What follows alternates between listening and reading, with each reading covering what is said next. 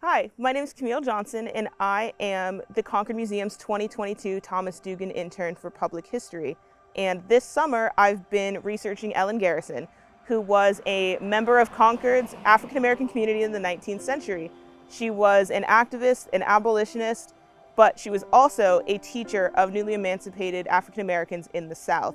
And in 1866, the same year as the Civil Rights Act passed, Ellen was teaching in a town called Port Deposit, Maryland.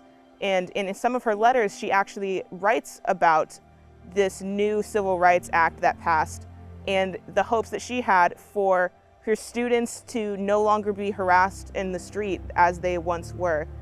But I don't think she was really thinking about it that much on a particular day when she and another teacher named Mary Anderson were sitting in a train station in Baltimore, Maryland after a meeting that they had in town. They were actually forcibly removed from this segregated train station and physically and emotionally assaulted by the station master named Adam Smizer.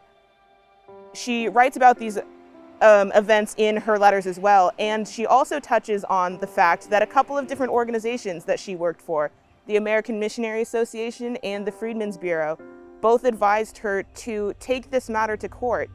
This was only about a month after the passage of this new law, and they saw it as an amazing opportunity.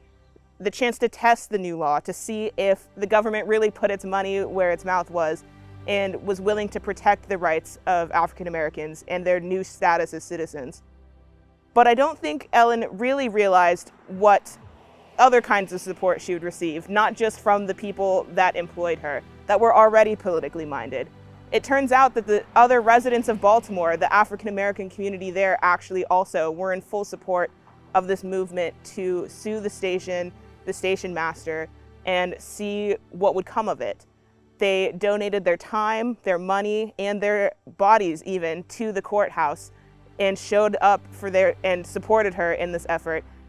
She writes about the shocking ability for these people to put together so much resources for her. And the Baltimore Sun, a local newspaper, also touched on it. It didn't end up working out how Ellen had hoped. The court case ultimately was dismissed, but it really still stands as that first test, possibly in the entirety of the United States, especially in Baltimore, of that new passage of their law and their new status as citizens in the reunified United States. This has been such a great piece of Ellen's story that we've discovered, and we're so grateful to be able to put these kind of pieces together for you guys.